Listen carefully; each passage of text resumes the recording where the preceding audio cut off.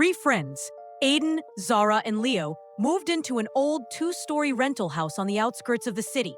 It was cheap, spacious, and perfect for their new college life. But on the very first night, they felt something was slightly off. The house had a strange heaviness inside it, as if someone had breathed sadness into every wall. The floorboards creaked too often for a house that had only 3 people in it, and the corners remained darker than they should, even with the lights on. For the first few days, the 3 joked about having a silent 4th roommate. Whenever they left dishes on the kitchen counter, they'd return to find them rearranged, or sometimes placed neatly in the sink. The lights in the hallway would flick on by themselves when no one was near the switch. Doors would be half open or fully shut without a single breeze in the house. At first, they found it funny.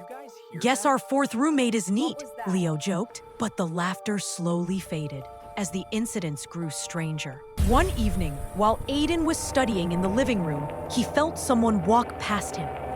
The air shifted, cold and quick, like the breath of someone rushing behind. He turned immediately, expecting Leo or Zara, but no one was there. Later that night, Zara woke up to the sound of footsteps pacing in the hallway. Slow, heavy, purposeful. She opened her bedroom door, thinking it was one of the boys, but the hallway was empty, completely dark, except for a faint shadow stretching unnaturally long across the floor. She blinked, and the shadow vanished. The friends began avoiding being alone in any room, but the house never left them alone anyway. Every day, the 4th presence became bolder. Leo once heard soft humming in the attic. Low, eerie, like an old lullaby. But the attic light didn't work, and he refused to open the hatch. Aiden started sensing someone standing behind him almost every time he washed his face. He'd lift his head to the mirror and see a second shadow behind his own. Tall, thin, watching silently, only for it to fade the moment he turned around. Zara was the first to admit she wasn't sleeping well. She kept waking up to someone gently knocking on her bedroom door between 3 and 4 a.m. But whenever she opened it, the hallway was empty and ice cold, as if something had just drifted away seconds before. One night, the house revealed itself completely. The 3 were sitting together, refusing to separate. Leo was talking when suddenly, the kitchen light behind him flickered violently. The faucet turned on by itself. A cabinet door swung open and slammed shut with such force that all 3 jumped to their feet. Aiden shouted, "Who's there?" But the only answer was the slow, dragging sound of footsteps descending the staircase. Footsteps far heavier than any human among them.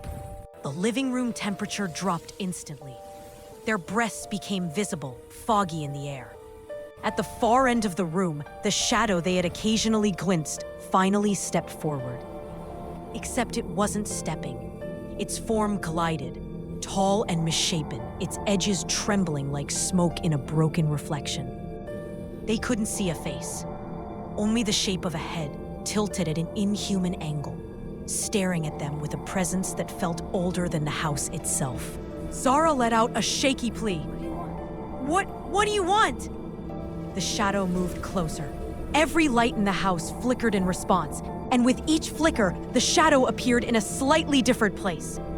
Near the kitchen doorway, then behind the couch, then right beside Aiden, towering over him. The house groaned, as if breathing with the shadow. Then, for the first time, they heard its voice.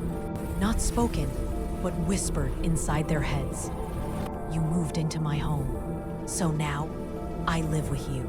In that moment, the friends realized the truth. This wasn't a ghost passing through the house. This house belonged to it. They were the intruders, and the 4th roommate wasn't silent anymore. The shadow retreated only when dawn approached, slipping back into the darker corners of the house, like mist retreating from sunlight. But the message was clear. It was still there, always, watching, listening, waiting for nightfall. From that day forward, the friends never stayed in separate rooms. They moved with lights on, whispering instead of talking. terrified of drawing its attention again. They couldn't afford to leave the house, and the landlord refused to believe their story. So they stayed, trapped in a home where every shadow stretched too far, and every corner hid a breathing presence they could feel, but not escape. And every night, just past 3 a.m., the knocking on Zara's door would return. Soft, slow, patient. The silent roommate wanted them to know he wasn't done with them. Not yet.